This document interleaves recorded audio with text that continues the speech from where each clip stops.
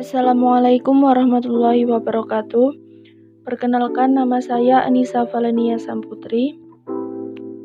Saya akan menjelaskan strategi pembelajaran fisika tentang materi gerak parabola. Yang pertama, saya menggunakan pendekatan saintifik.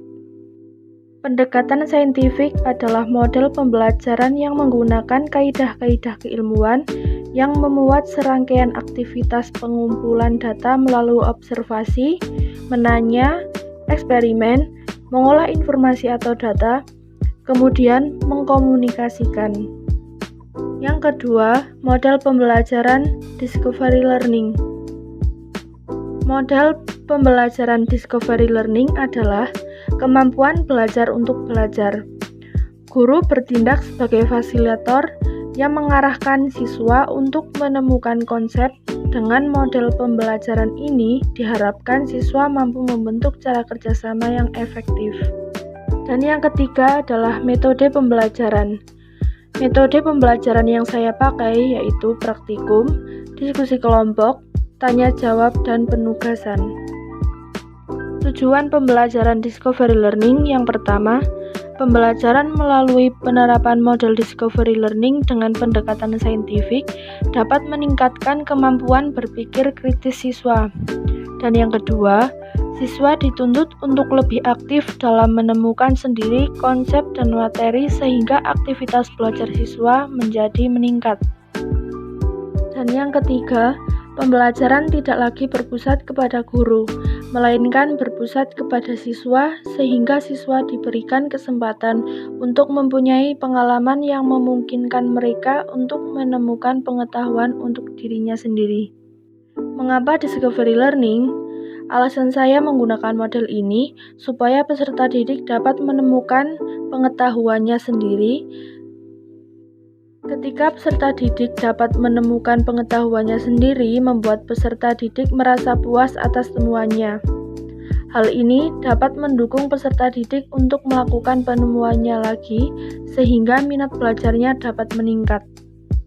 Materi yang saya pakai pada strategi pembelajaran fisika yaitu materi gerak parabola, yang terdiri dari dua kompetensi dasar yang harus dipenuhi. Yang pertama adalah menganalisis gerak parabola dengan menggunakan vektor, makna fisiknya, dan penerapannya dalam kehidupan sehari-hari. Kemudian yang kedua adalah mempresentasikan data hasil percobaan gerak parabola dan makna fisiknya. Untuk indikator pencapaian kompetensi, pada kedua kompetensi dasar tersebut dapat dilihat pada tabel di sebelah kompetensi dasar. Karena saya menggunakan model discovery learning, maka sintak pembelajaran gerak parabola yang pertama yaitu memberi stimulus, yang kedua mengidentifikasi masalah, ketiga mengumpulkan data, keempat mengolah data, kelima pembuktian, dan yang terakhir adalah kesimpulan. Yang pertama memberi stimulus.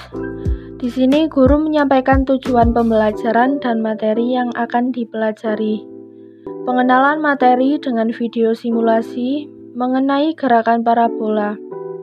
Di sini guru bertanya, bentuk lintasan seperti apa gerakan tembakan Miriam pada simulasi tersebut.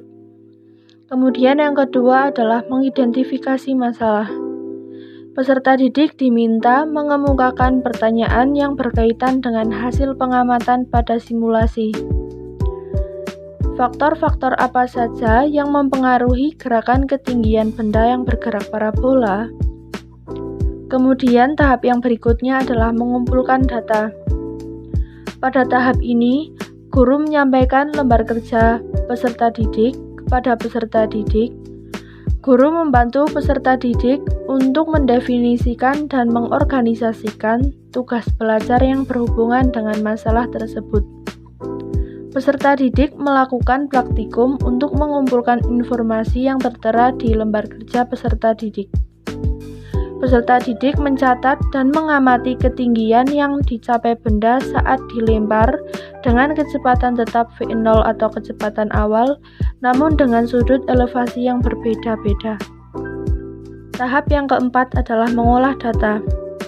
Guru membimbing peserta didik untuk menuangkan data-data pada tabel pengamatan ke dalam bentuk grafik hubungan antara sudut elevasi dan ketinggian yang dicapai benda, dan hubungan antara kecepatan awal dan ketinggian yang dicapai benda yang bergerak parabola. Tahap kelima adalah pembuktian. Di sini guru membimbing peserta didik untuk menganalisis hubungan antara sudut elevasi dan ketinggian yang dicapai, dan hubungan kecepatan awal dan ketinggian yang dicapai benda yang bergerak parabola berdasarkan data yang diperoleh melalui praktikum. Tahap yang terakhir adalah kesimpulan. Pada tahap ini, peserta didik bersama guru berdiskusi untuk menjawab pertanyaan guru berdasarkan hasil pengamatan peserta didik, memberi penjelasan jawaban pertanyaan guru. Peserta didik bersama guru menyimpulkan hasil pembelajaran pada hari itu. Untuk pembahasan materi gerak parabola, telah disajikan peta konsep yang sudah tertera pada slide berikut. Gerak parabola merupakan gerak dua dimensi suatu benda yang bergerak membentuk sudut elevasi dengan sumbu X atau sumbu Y. Sumbu X yaitu horizontal merupakan GLB dan sumbu Y yaitu vertikal merupakan GLBB. Kedua gerak ini tidak saling mempengaruhi, hanya saja membentuk suatu gerak parabola. Contoh gerak parabola dalam kehidupan sehari-hari seperti gerak bola basket, gerak sepak bola, dan gerak bola voli. Berikut telah disajikan sebuah simulasi gerak parabola. Mari kita amati sebuah simulasi pada slide tersebut.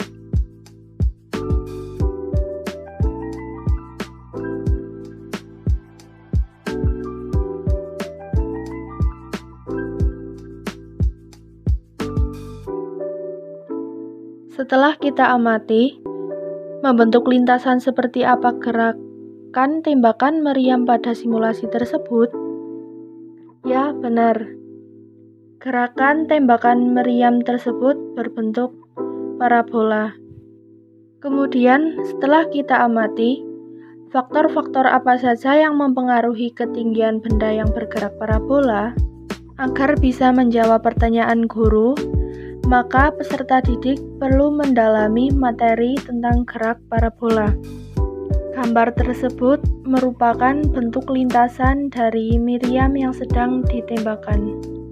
Untuk mencari kecepatan awal, di dalam sumbu X terdapat gerak parabola dengan persamaan GLB, sehingga kecepatan di sumbu X konstan. Persamaannya yaitu V0x sama dengan V0 kali cos alfa. Sedangkan di sumbu Y, untuk gerak parabola berlaku persamaan GLBB, sehingga kecepatan di sumbu Y berubah-ubah karena dipengaruhi oleh percepatan gravitasi bumi atau A sama dengan G. Persamaannya yaitu V0Y sama dengan V0 kali sin alfa. Sesudah memperoleh kecepatan dari sumbu X dan sumbu Y, maka bisa mencari nilai kecepatan totalnya. Persamaannya, V total sama dengan akar dari Vx kuadrat ditambah Vy kuadrat. Untuk menentukan waktu pada titik puncak atau ketinggian maksimum dicapai ketika sebuah benda bisa mencapai titik paling tertinggi, di mana kecepatan pada titik itu adalah 0 atau Vy-nya sama dengan 0. Persamaannya yaitu Y maksimum sama dengan V0 kuadrat dikali sin kuadrat alfa dibagi 2 kali G atau gravitasi atau kecepatan gravitasi. Kemudian untuk kembali ke posisi semula atau mencapai jarak maksimum dari keadaan awal, maka rumus yang digunakan harus dikali 2 dari waktu untuk mencapai ketinggian maksimum. Sehingga waktu yang diperlukan untuk mencapai titik akhir persamaannya yaitu pada sumbu X, waktu pada sumbu X sama dengan 2 kali T kali P sama dengan 2 kali V0 sin alfa dibagi dengan percepatan gravitasi atau G. Setelah peserta didik memahami konsep dari materi gerak parabola, setelah itu guru membagi peserta didik menjadi beberapa kelompok untuk melakukan praktikum tentang materi gerak parabola. Untuk alat dan bahan sudah disediakan pada tabel gambar di samping. Untuk langkah-langkah rincinya dalam praktikum, yang pertama yaitu peserta didik secara berkelompok melakukan praktikum.